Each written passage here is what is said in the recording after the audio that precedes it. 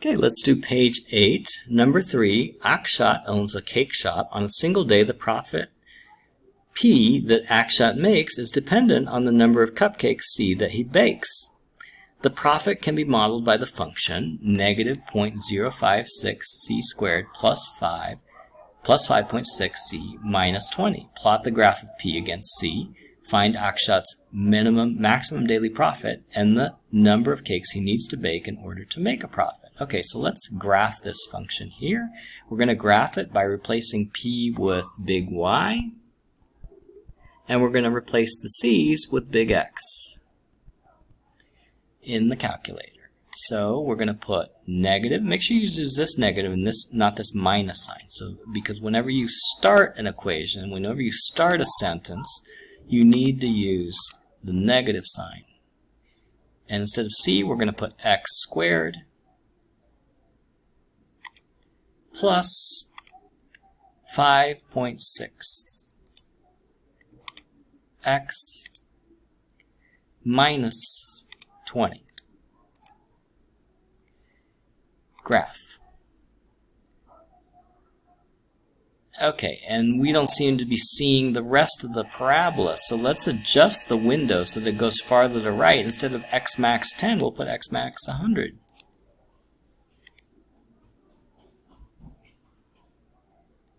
Okay, that looks good. Now what we want to do is we want to find the maximum profit, which is up there. So let's first adjust our window so that it goes a little bit higher, because Y max is 100 wasn't enough, so we'll put 200.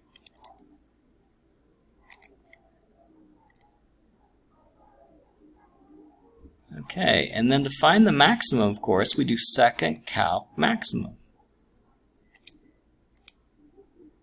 And we move the left bound goes to the left of the maximum, and the right bound goes to the right of the maximum. We hit guess, and the maximum turns out to be 50, 120.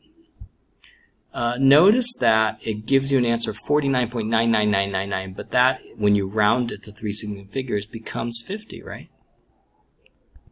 So that is the maximum point. And what does 50 mean, and what does 120 mean? Well, remember, 120 is P, profit, and 50 is C, okay, which is number of cakes, right? Number of cupcakes. So to make the maximum profit, he needs to make 50 cupcakes, and then he would make $120. Okay. The number of cakes he needs to bake in order to make the there it is. So the answer to the first part was $120, and the answer to the second part was 50 cupcakes. It also says to graph it. So why don't we look at second table? That's the best way to graph it, by looking at second table. And then we're going to graph it on the graph paper. So is there any space here? Yeah, there's some space here. So let's I'm going to redraw this.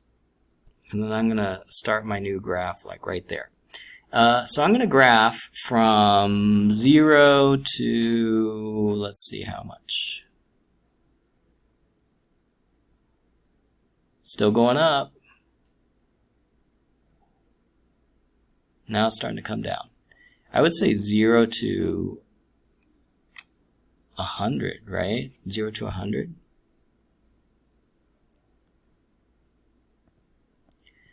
So 0 to 100, let's count by tens, okay?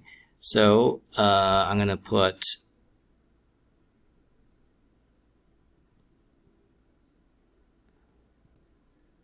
1, 2, 3, 4, 5, 6, 7, 8, 9, 10. So this would be 100. This would be 50. And this is our cupcakes. And then I'm going to go to 100 here too. So 10, 20, 30, 40, 50. This is our profit, which is P. And this is 100. Okay, and so let's pick out some numbers to graph here. We'll just jump every 10 or so. So what I'm going to do is I'm going to put step size plus 10. Just less numbers. Okay. And so first I got 0, negative 20, which would be here.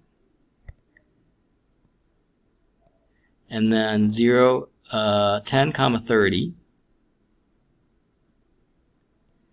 20, 69, 30, 97, 40, 114, 50, 120,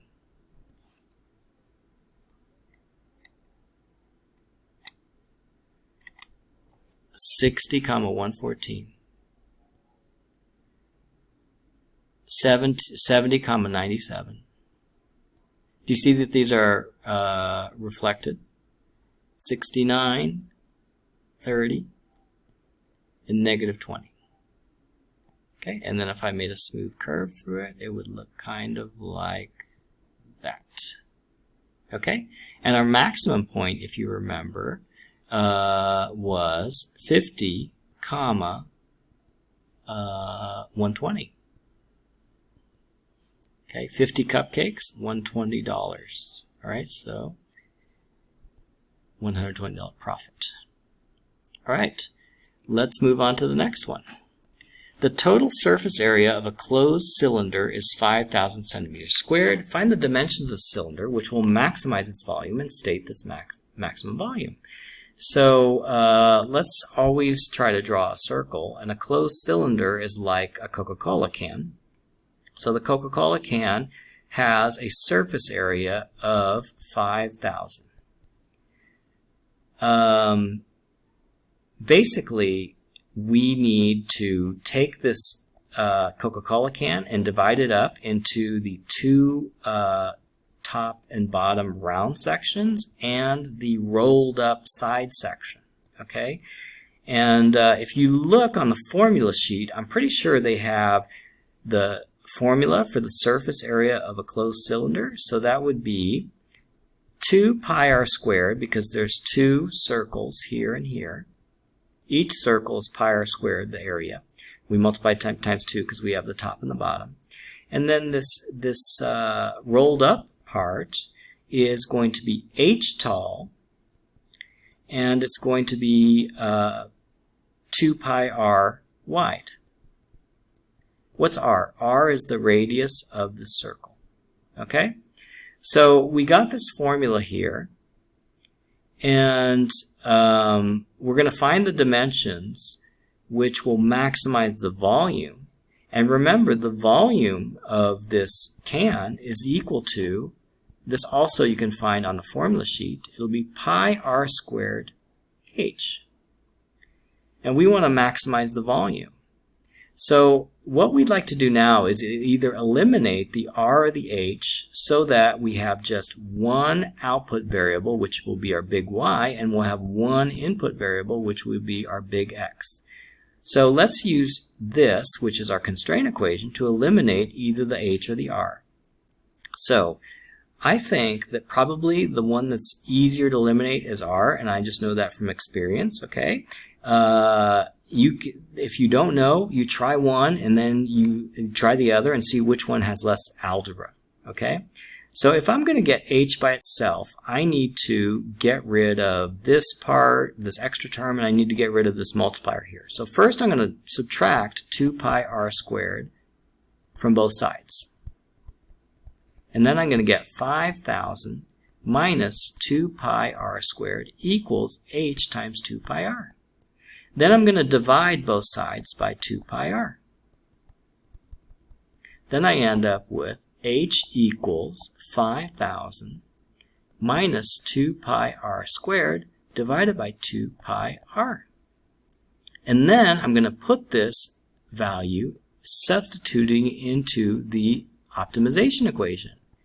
And then I have pi r squared times 5,000 minus 2 pi r squared divided by 2 pi r. And I'm almost done. I can simplify this a little bit because the pi's cancel out and one of the r's cancels out. So what I end up with is v equals r times 5,000 minus 2 pi r squared divided by 2. Okay?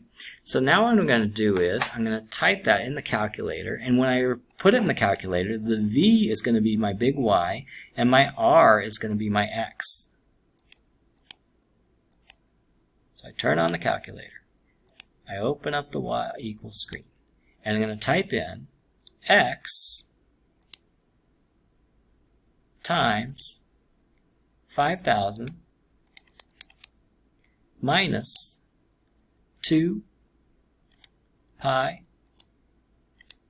r, which is x, squared,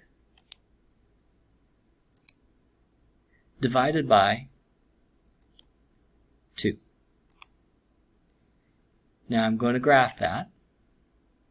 It's supposed to give me a cubic function. Ooh, it's a little, I think it goes even higher than the other function I just did. So let's change our y max to, like, I don't know, 5,000. Graph. Okay, I can't see it.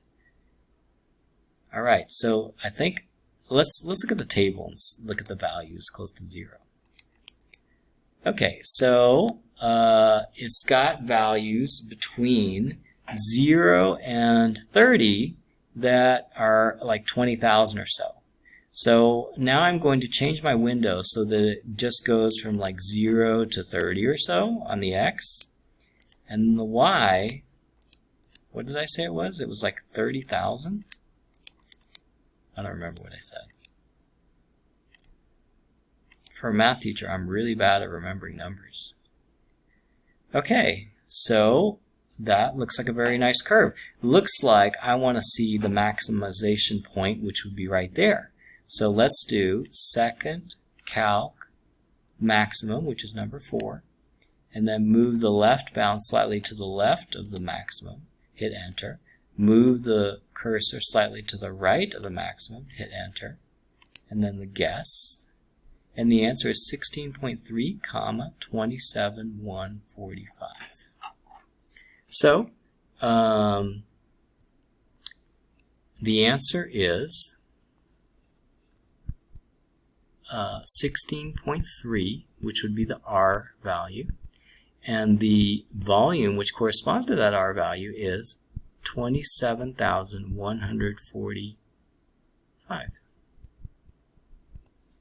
Okay, and that is the maximum volume of a cylinder which has a surface area of 5,000. All right. Last problem.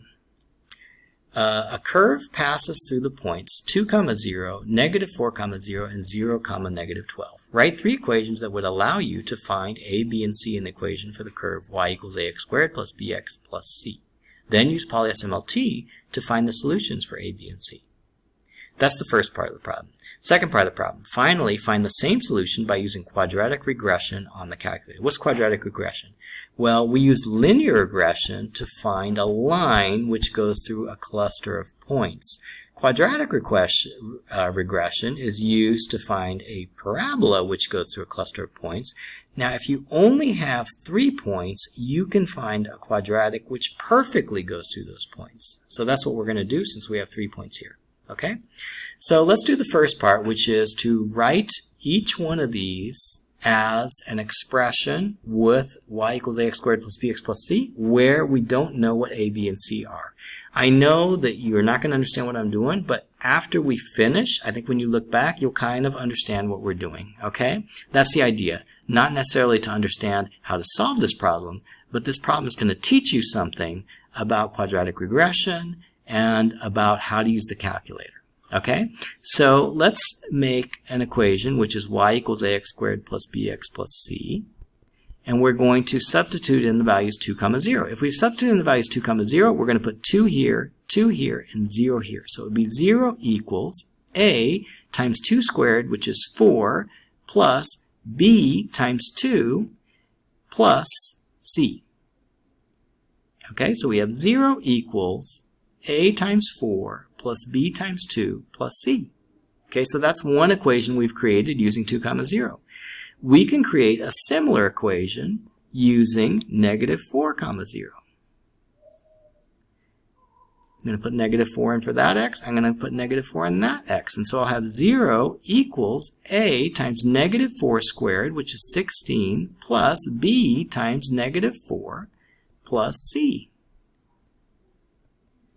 And then finally, we have 0, negative 12.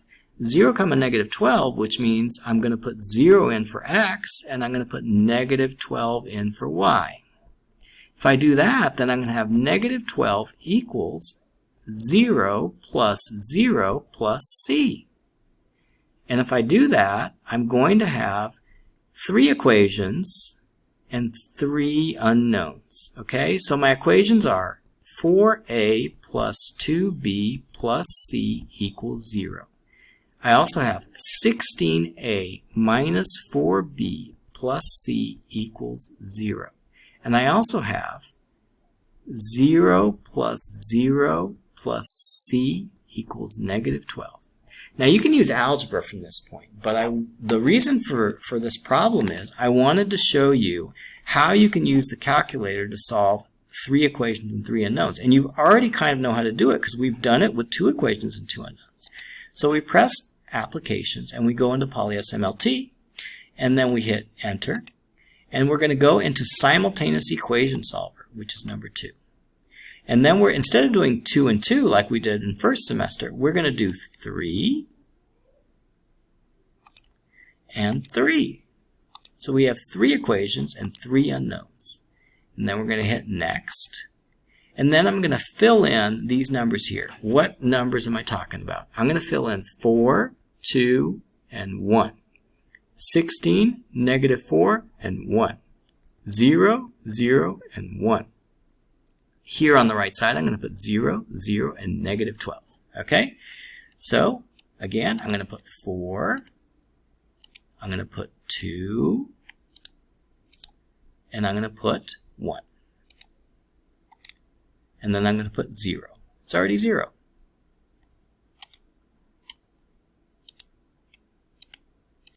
Then I'm going to put 16, negative 4, and 1. 16, negative 4, and 1. And 0. And for the last one, I'm going to put 0, 0, and 1. And negative 12. Okay? So, now I have input this information, and now if I press solve, it's going to give me the values for A, B, and C. Since A was first, B was second, C was third, x1 refers to A, x2 refers to B, and x3 refers to C. So my solutions for my quadratic equation that goes through those 3 points is A is equal to 1.5, B is equal to 3, and C is equal to negative 12. Now something like this could be an IA. Okay? If I change it to decimal, if I want to change it to decimal, I press the button underneath F arrow D, and I get 1.5, 3, negative 12. If I want to write it out as a quadratic equation, I would put 1.5x squared plus 3x minus 12. Okay, and that's kind of my answer. Now, that was using PolySMLT to find the solutions for A, B, and C. Now I'm going to find the same solution using quadratic regression. The way I do that is, just like with linear regression, I'd use the stat edit. And I put in my data. My data in this case are these 3 points. So I have 2, 0, negative 4, 0, and 0, negative 12. And so 2, 0, negative 4, 0, and 0, negative 12. Okay. And then I do stat calc quadratic regression, which is option 5. And I should get the same answer. So I get A equals 1.5, B equals 3, and C equals negative 12. Same thing. Okay? So the first method is a little bit more laborious and has a little bit of algebra in it, and it uses PolySMLT. And the second method uses quadratic regression. It does all the same things in a more sophisticated way using statistics, and it comes out with the same answer. Now, quadratic regression can find a parabola that goes through many points, and not perfectly going through these points, but the best possible parabola. But if you only give it 3 points, then it can perfectly go through those just as if you did it using algebra. Okay? So that's it for page 8.